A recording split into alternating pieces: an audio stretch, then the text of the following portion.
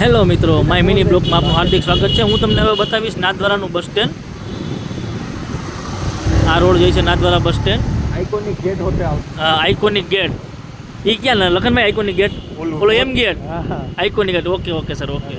અહીંયા આપણે નાથદ્વારામાં મેળો ભરાય છે. જો આ ગાર્ડનમાં આ તમે જોઈ શકો છો. અહીંયા પણ ઘણી બધી હોટલો છે રહેવા માટે, જમવા માટે. બહુ સારું છે. આ આપણે લક્ઝરી બસનું પાર્કિંગ, શ્રીનાથ પાર્કિંગ, લક્ઝરી બસનું પાર્કિંગ છે આપણું. આ તમારા બસો વેડી છે.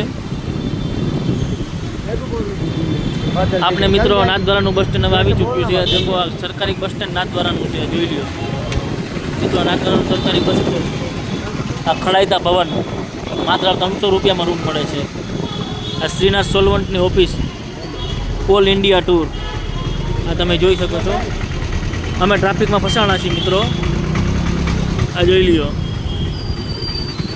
આ નાથદ્વારાનો પેટ્રોલ પંપ, ઇન્ડિયા ઓઇલ.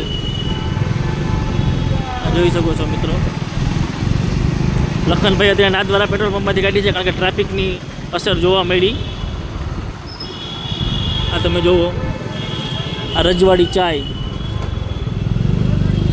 રજવાડી ચા, ગુજરાતની ચા. આ લક્ઝરીનું બસ સ્ટોપ, ટૂંકમાં લક્ઝરીની ઓફિસો છે. શ્રીનાથ છે, પાર્શ્વનાથ, અલગ અલગ બધી ઓફિસો છે અહીંયા. તમે ઓલ ઇન્ડિયામાંથી જઈ શકો છો. જુઓ મિત્રો.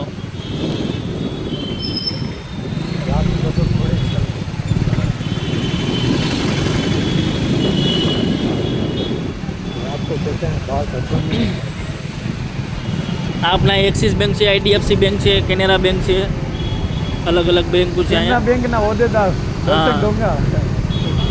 ભાઈ, આપણે દેના બેંકને એટલા બધા ઓળખતા નથી. આ પુષ્પાંજલિ પેલેસ છે. અહીંયા બધા ટૂરવાળા આવે, યાત્રાળુ વાળા, બધા ભોજન, બધી ભોજનશાળાની બધું અહીંયા જ બનાવે. આ તમે જોઈ શકો છો. તમને જો આ વિડીયો ગમ્યો હોય તો લાઈક કરો, શેર કરો અને સબસ્ક્રાઈબ કરો. જય શ્રી કૃષ્ણ, જય શ્રીનાથ.